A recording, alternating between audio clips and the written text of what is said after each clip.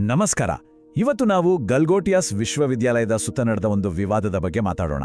ನೋಡಿ, ಒಂದು ರೋಬೋಟ್ನಿಂದ ಶುರುವಾದ ಈ ಕಥೆ ಕೊನೆಗೆ ನಮ್ಮ ದೇಶದ ಖಾಸಗಿ ಶಿಕ್ಷಣ ವ್ಯವಸ್ಥೆಯ ಬಗ್ಗೆನೇ ಕೆಲವು ಗಂಭೀರ ಪ್ರಶ್ನೆಗಳನ್ನು ಎತ್ತುವ ಹಾಗೆ ಮಾಡಿದೆ. ಈ ಇಡೀ ಕಥೆ ಶುರುವಾಗಿದ್ದು ದೆಹಲಿಯಲ್ಲಿ ನಡೆದ ಒಂದು ದೊಡ್ಡ ಎಐ ಶೃಂಗಸಭೆಯಲ್ಲಿ. ಭಾರತದ ಟೆಕ್ನಾಲಜಿ ಪವರ್ ಏನು ಅಂತ ಇಡೀ ಜಗತ್ತಿಗೆ ತೋರ್ಸಕ್ಕೆ ಅಂತಾನೆ ಆಯೋಜಿಸಿದ್ದ ಈ ಕಾರ್ಯಕ್ರಮ ಇದ್ದಕ್ಕಿದ್ದಂತೆ ಒಂದು ದೊಡ್ಡ ಹಗರಣಕ್ಕೆ ಸಾಕ್ಷಿಯಾಗ್ಬಿಡ್ತು.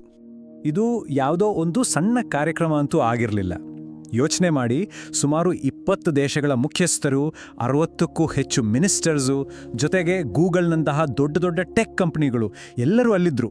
ಅಂದರೆ ಕೋಟ್ಯಾಂತರ ರೂಪಾಯಿಗಳ ಹೂಡಿಕೆಗಳ ಬಗ್ಗೆ, ಹೊಸ ಹೊಸ ಒಪ್ಪಂದಗಳ ಬಗ್ಗೆ ಘೋಷಣೆ ಆಗ್ತಿತ್ತು. ಇಷ್ಟೆಲ್ಲ ಗಂಭೀರ ಚರ್ಚೆಗಳ ಮಧ್ಯೆ ಗಲ್ಗೋಟಿಯಾಸ್ ವಿಶ್ವವಿದ್ಯಾಲಯದ ಒಂದು ಸ್ಟಾಲ್ ಮಾತ್ರ ಎಲ್ಲರ ಗಮನವನ್ನ ತನ್ನ ಕಡೆ ಸೆಳೆದಿತ್ತು. ಅದಕ್ಕೆ ಕಾರಣ ಓರಿಯನ್ ಅಂತ ಹೆಸರಿಟ್ಟಿದ್ದ ಒಂದು ಡ್ಯಾನ್ಸ್ ಮಾಡೋ ರೋಬೋಟಿಕ್ ನಾಯಿ. ಅಲ್ಲಿರೋ ವಿಶ್ವವಿದ್ಯಾಲಯದ ಪ್ರತಿನಿಧಿ ತುಂಬಾನೇ ಹೆಮ್ಮೆಯಿಂದ ಹೇಳ್ಕೊಂಡ್ರು, ನೋಡಿ, ಈ ಅದ್ಭುತ ರೋಬೋಟನ್ನ ನಮ್ಮ ವಿದ್ಯಾರ್ಥಿಗಳೇ ನಮ್ಮ ಯೂನಿವರ್ಸಿಟಿಯಲ್ಲೇ ಡೆವಲಪ್ ಮಾಡಿದ್ದಾರೆ ಅಂತ. ಆದರೆ ಅವರು ಹೇಳಿದ ಈ ಮಾತು ಹೆಚ್ಚು ಹೊತ್ತು ನಿಲ್ಲಿಲ್ಲ. ಹಾಗಿದ್ರೆ ನಿಜಕ್ಕೂ ಆಗಿದ್ದೇನೋ? ಬಹಳ ಬೇಗ ಇಂಟರ್ನೆಟ್ನಲ್ಲೇ ಕೆಲವರು ಕಂಡುಹಿಡಿದ್ರು, ಈ ರೋಬೋಟ್ ಯೂನಿವರ್ಸಿಟಿ ಮಾಡಿದ್ದಲ್ಲ, ಇದು ಚೀನಾದ ಒಂದು ಕಂಪನಿ ತಯಾರಿಸಿದ ಪ್ರಾಡಕ್ಟ್, ಆನ್ಲೈನ್ನಲ್ಲಿ ಯಾರು ಬೇಕಾದರೂ ಕೊಂಡುಕೊಳ್ಳಬಹುದು ಅಂತ ಗೊತ್ತಾಯಿತು. ಅದರ ಬೆಲೆ ಎಷ್ಟು ಗೊತ್ತಾ? ಸುಮಾರು 3 ಲಕ್ಷ ರೂಪಾಯಿ. ಅಂದ್ರೆ ದುಡ್ಡಿದ್ರೆ ಯಾರು ಬೇಕಾದರೂ ಅದನ್ನ ಖರೀದಿ ಮಾಡಬಹುದಾಗಿತ್ತು. ಸರಿ, ಈ ವಿಷಯ ಹೊರಗೆ ಬಂದ್ಮೇಲೆ ಯೂನಿವರ್ಸಿಟಿ ಮೊದಲು ಕೊಟ್ಟ ಸಮರ್ಥನೆ ಏನಂದ್ರೆ, ಇದೊಂದು ಕಮ್ಯುನಿಕೇಷನ್ ಎರರ್, ಅಂದ್ರೆ ಸಂವಹನದಲ್ಲಿ ಆದ ದೋಷ ಅಂತ. ಡೆವಲಪ್ಡ್ ಅನ್ನೋ ಪದಕ್ಕೂ ಡೆವಲಪ್ಮೆಂಟ್ ಅನ್ನೋ ಪದಕ್ಕೂ ಕನ್ಫ್ಯೂಸ್ ಆಗಿದೆ ಅಂತ ಹೇಳಿದ್ರು. ಆದರೆ ಕತೆ ಆ ರೋಬೋಟಿಕ್ ನಾಯಿಗೆ ಮಾತ್ರ ಸೀಮಿತ ಆಗಿರಲಿಲ್ಲ.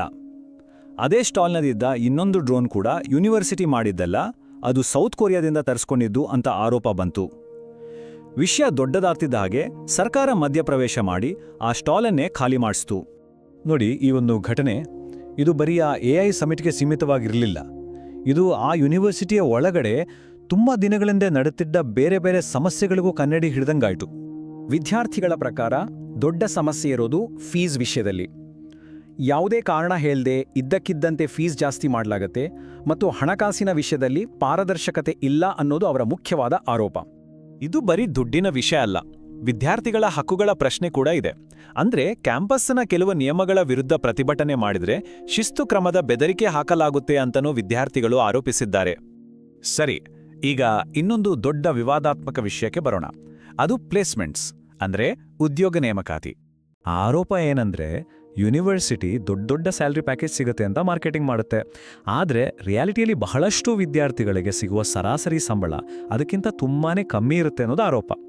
ಅಂದಹಾಗೆ ಈ ರೀತಿಯ ಪ್ಲೇಸ್ಮೆಂಟ್ ವಿವಾದಗಳು ಮತ್ತು ಆಡಳಿತದ ಜೊತೆಗಿನ ಸಂಘರ್ಷಗಳು ಭಾರತದ ಬಹಳಷ್ಟು ಖಾಸಗಿ ಯೂನಿವರ್ಸಿಟಿಗಳಲ್ಲಿ ಕಾಮನ್ ಆಗಿದೆ ಅಂತ ಕೂಡ ವರದಿಗಳು ಹೇಳ್ತವೆ. ಈ ಒಂದು ಘಟನೆ ಈಗ ದೇಶದ ಖಾಸಗಿ ಶಿಕ್ಷಣ ವ್ಯವಸ್ಥೆ ಬಗ್ಗೆನೇ ಒಂದು ದೊಡ್ಡ ಚರ್ಚೆಯನ್ನು ಶುರು ಮಾಡಿದೆ. ನೋಡಿ, ಇದರಲ್ಲಿ ನಿಜವಾದ ದುರಂತ ಅಂದ್ರೆ, ಈ ನಕಲಿ ರೋಬೋಟ್ ಸುದ್ದಿ ವೈರಲ್ ಆದಾಗ ಅದೇ ಕಾರ್ಯಕ್ರಮದಲ್ಲಿದ್ದ ನಿಜವಾದ ಸಂಶೋಧಕರು, ಅಂದ್ರೆ ಐಐಟಿ ಕಾನ್ಪುರದ ಸ್ಟಾರ್ಟ್ಅಪ್ನಂತಹ ನಿಜವಾದ ಇನೋವೇಟರ್ಸ್, ಅವರು ತೆರೆಮರೆಗೆ ಸರಿದು ಹೋದ್ರು. ಅವರ ಸಾಧನೆಗಳು ಯಾರ ಕಣ್ಣಿಗೂ ಬೀಳಲೇ ಇಲ್ಲ. ಹಾಗಿದ್ರೆ ಇದೆಲ್ಲದರ ಕೊನೆಗೆ ನಾವು ಕೇಳ್ಕೊಳ್ಬೇಕಾದ ಪ್ರಶ್ನೆ ಏನು? ಕೊನೆಯದಾಗಿ ಈ ಪ್ರಶ್ನೆ ಉಳಿಯುತ್ತೆ, ಇದು ಒಂದೇ ಒಂದು ವಿಶ್ವವಿದ್ಯಾಲಯದ ತಪ್ಪ, ಅಥವಾ ನಮ್ಮ ಇಡೀ ಖಾಸಗಿ ಶಿಕ್ಷಣ ವ್ಯವಸ್ಥೆಯಲ್ಲೇ ಎಲ್ಲೋ ಒಂದು ಕಡೆ ವ್ಯಾಪಾರೀಕರಣ ಮತ್ತು ಮಾರ್ಕೆಟಿಂಗ್ ಫಸ್ಟ್ ಅನ್ನೋ ಮನಸ್ಥಿತಿ ಆಳವಾಗಿ ಬೇರೂರಿದೆಯಾ? ಇದರ ಬಗ್ಗೆ ಯೋಚಿಸಬೇಕಾಗಿದೆ.